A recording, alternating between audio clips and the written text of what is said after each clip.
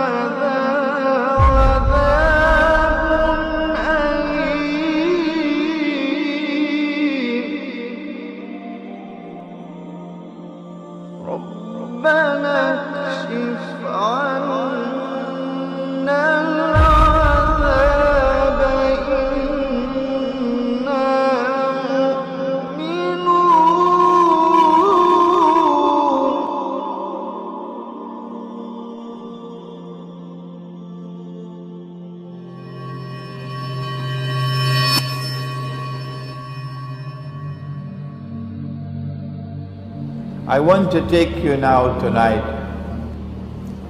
to the hadith which is in Sahih Bukhari. One hadith in Sahih Bukhari I have found. The hadith is in Sahih Muslim. I have found four. All from Abu Huraira. So it is mutawatir, it is also muttafaqun alayh. So you can't come and tell me this is da'if. No. In which the Prophet said, sallallahu ta'ala alayhi wa sallam, that the river Euphrates, Furat, which is in Iraq, the river Euphrates will uncover or disclose or reveal a mountain of gold, a mountain of gold, a mountain of gold from underneath the river, a mountain of gold. And people will fight over that gold. And 99 out of every 100 would be killed. Number one, no war in human history, no war has killed 99% of combatants. So this has to be a unique war in human history. Secondly, it has to be a war using weapons of mass destruction. Normal weapons cannot kill 99%, no. Indicating that this would not be conventional warfare. No. This has to be nuclear warfare. For 99 out of every 100 combatants to be killed. And therefore, we would be on fairly good foundations if we were to suggest that the malhama would be fought for the mountain of gold.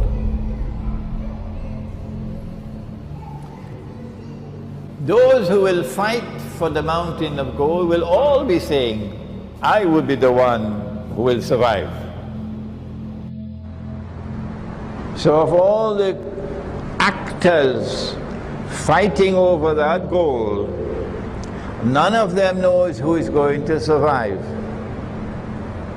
It's a guessing game. Can a mountain of the metal come out from underneath a river? So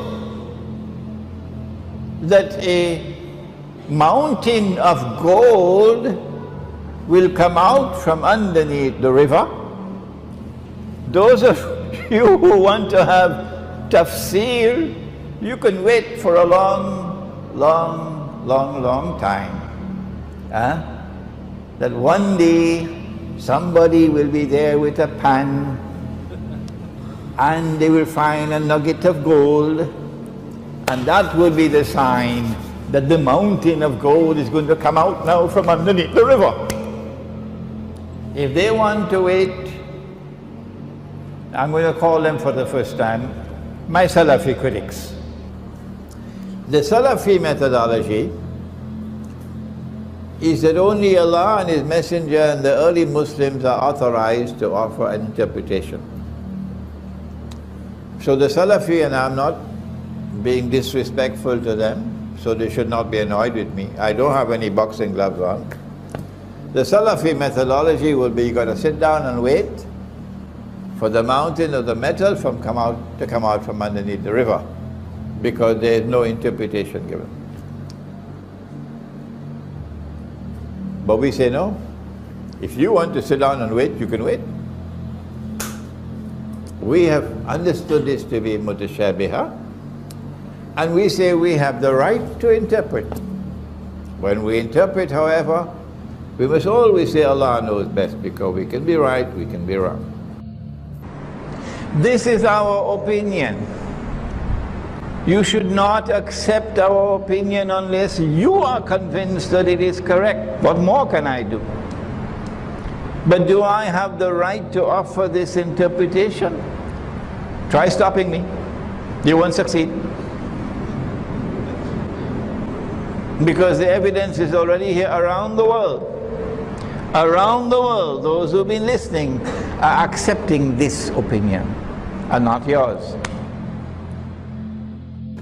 If they want to wait for a mountain of gold to come out of the river, we say let them wait, we're moving on. This is mutashabihat. We're dealing here with religious symbolism. And so we want to say tonight that we are not waiting for a mountain of the metal to come out from underneath the river and go up high into the sky. No. We recognize this to be religious symbolism. But not everything is religious symbolism, no. When the Prophet said, alayhi salatu wasalam, that Nabi Isa is coming back, is that symbolic? What nonsense. No. That's actual, that's real. When he said he's going to get married, of course I hope he'll marry a Palestinian girl, inshallah. When he said he's going to get married, he's going to have children, is this symbolic? No. He said he's going to die. He said you are going to pray over his body. He said he's going to be buried next to me. Vatican could say what they want. The Pope could say what he wants. So not all is symbolic. No. Some is symbolic. Some are symbolic, some are not. And you need spiritual insight to distinguish between the two. It has to be subjected to ta'wil. And when we subject it to ta'wil, we say that that mountain of gold has already come.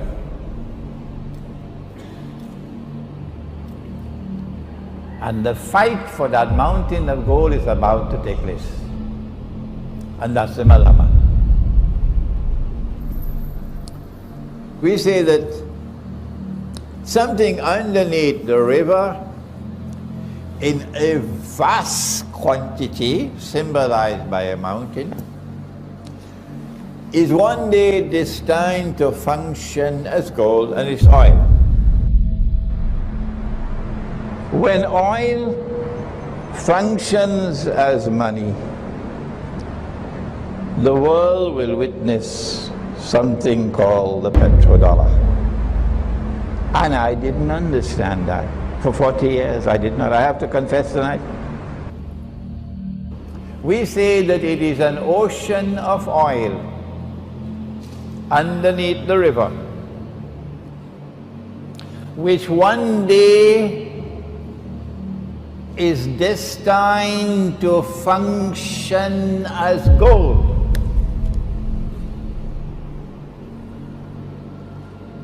And that already happened. that one day oil will function as gold.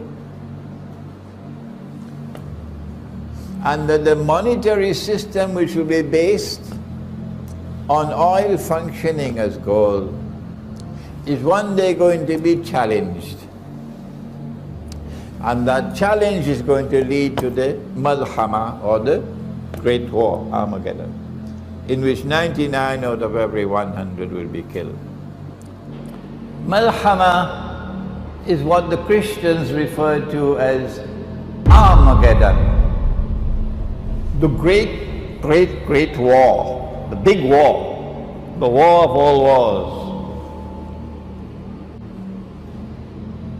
One of the major signs of the last day, and you know that there are 10, the companions of the Prophet ﷺ were sitting talking amongst themselves, hadith of Sahih Muslim, when he came and he asked, "What are you talking about?" And they said, "We are talking about alamatu sa'a, the signs of the last day, of the end time." And then he said, as only a prophet could say, the last day would not come until, and then he mentioned 10 signs. These have come to be known as the major signs. Number 4, dukhan, smoke. And the Quran says that one day it's going to be plainly visible in the sky.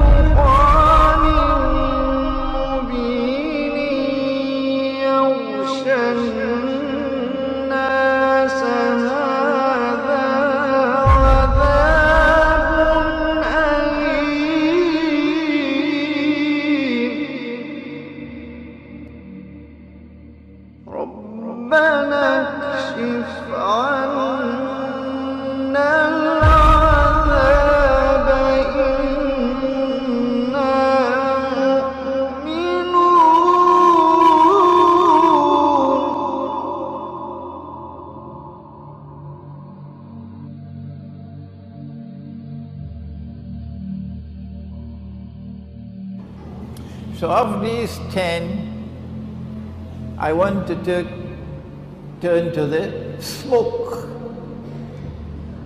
A nuclear war would be one in which nuclear powers will use every single nuclear weapon that they possibly can use, because it's going to be a fight to the finish. And so the world can now expect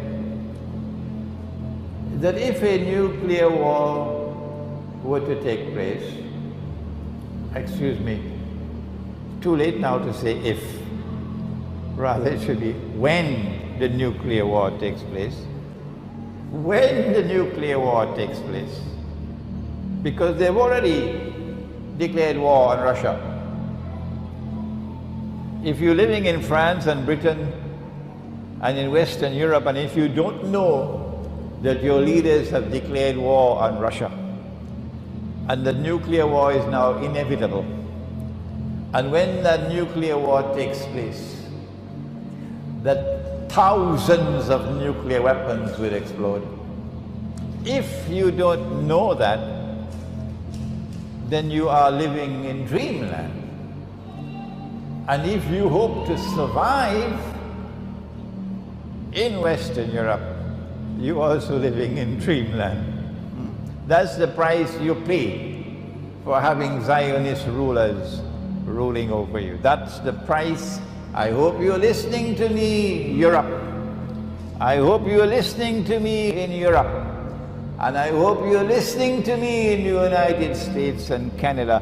That is the price that you will pay for having those ruling over you who are ruling on behalf of the Zionists, who are Zionists, because they have declared war on Russia.